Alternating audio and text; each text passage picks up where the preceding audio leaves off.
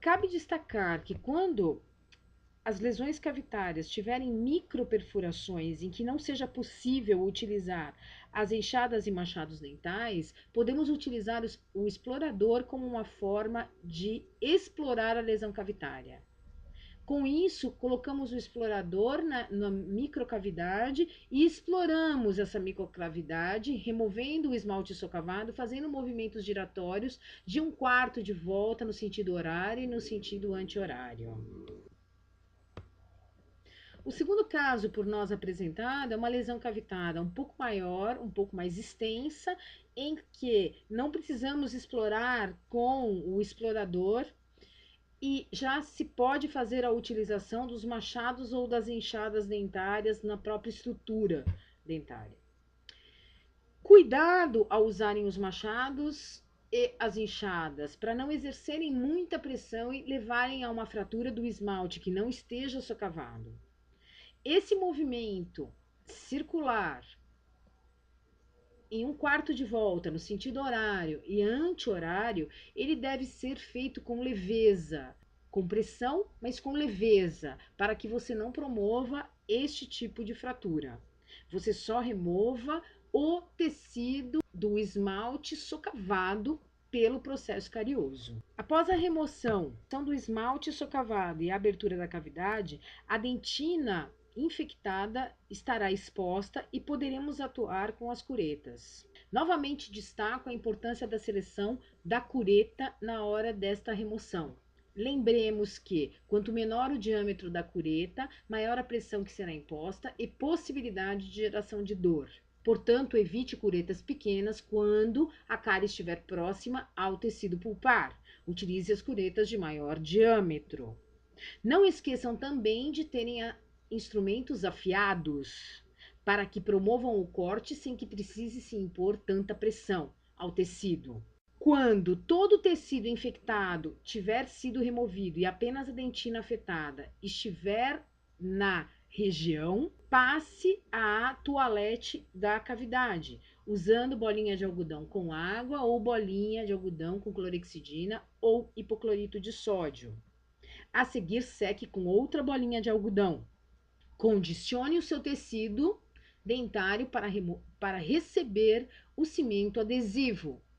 Este condicionamento ele é feito com o ácido pertencente ao cimento de ionômero de vidro.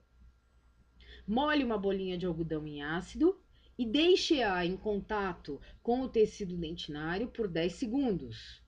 Após esses 10 segundos, lave a área com bolinha de algodão por 2 vezes, para então secar essa região com bolinhas de algodão. Desta forma, o seu tecido está preparado para receber o cimento de ionômero de vidro. No mercado atualmente, temos cimentos de ionômero de vidro de presa rápida e de presa média. O cimento da DFL, ele é um cimento de presa média, assim como o Ketac Molar, assim como o Fujinove. No mercado encontramos um cimento de presa rápida, bastante conveniente para uso em odontopediatria. O cimento de ionômero de vidro de presa rápida é produzido por uma indústria nacional, a FGM, e o seu nome comercial é o Maxion R. Para a pediatria, é extremamente interessante o uso deste tipo de cimento para que haja rapidez de todo o procedimento terapêutico oferecido para os pequenos pacientes pediátricos. Este é um caso em que optaremos por utilizar o cimento da FGM. Note, na hora da manipulação é importante fazer uma manipulação adequada, para tanto proporcione adequadamente a relação pó e líquido. Cuidado ao pressionar a gota. Mantenha o vidro perpendicular ao bloco de espatulação. Cabe destacar que é muito melhor usar um bloco de espatulação do que uma placa de vidro na manipulação do ionômero de vidro, para que não atrite a sílica presente dentro do ionômero de vidro com a placa de vidro durante o processo de aglutinação. Também cabe destacar que a espátula de manipulação correta para o cimento de ionômero de vidro é uma espátula plástica e não uma espátula metálica. Após a proporção adequada, tanto de pó quanto de líquido, passaremos à aglutinação do cimento de ionômero de vidro. Notem que durante a aglutinação eu não tenho espatulação. Eu aglutino o pó no líquido, até que eu obtenha um produto final com brilho e escoamento. Este é o momento de fazer a inserção do mesmo na lesão cavitada. Após inserir o mesmo na lesão cavitada com uma espátula de inserção de cimento, aguardamos esse cimento perder o brilho. Quando ele perdeu o brilho, fazemos a compressão digital usando vaselina. E essa compressão ela é feita contra as paredes do preparo, para a seguir protegermos esse cimento de cineres e imbebição com o uso de um verniz, que pode ser um verniz odontológico ou mesmo um esmalte de unha. Após a proteção do cimento de ionômero de vidro, faremos a avaliação com relação ao contato oclusal, usando o carbono dentário. Caso haja um contato prematuro, se faz a escultura usando os instrumentos esculpidores. A seguir da escultura, novamente se protege o material restaurador com o verniz. Dessa forma, o caso 2 foi realizado. Para o caso 3, temos uma cavidade muito maior, que engloba duas faces dentárias e uma proximidade pulpar bastante grande. Nesse momento, e para este caso, o uso da enxada e do machado dental quase não se faz necessário, pois eu tenho uma cavidade em franco desenvolvimento.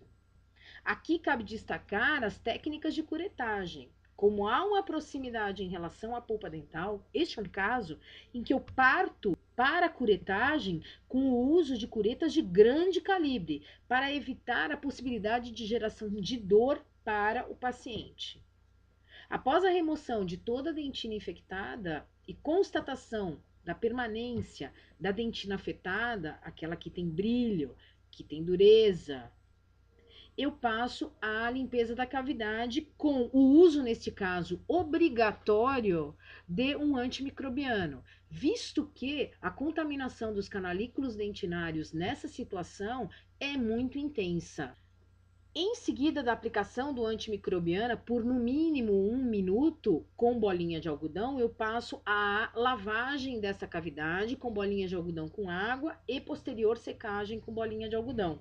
Para estes casos maiores, que englobam duas faces dentárias, recomendamos a utilização de um cimento de ionômero de vidro modificado, a conhecida misturinha milagrosa, onde se agrega ao cimento de ionômero de vidro na intenção de se melhorar a sua performance enquanto material, o amálgama de prata. Na Europa, isso é muito utilizado e este cimento ele é conhecido como cimentos Cermetis, que são os cimentos modificados por limalha de prata. Aqui no Brasil, a gente não tem à disposição no mercado o Cermet.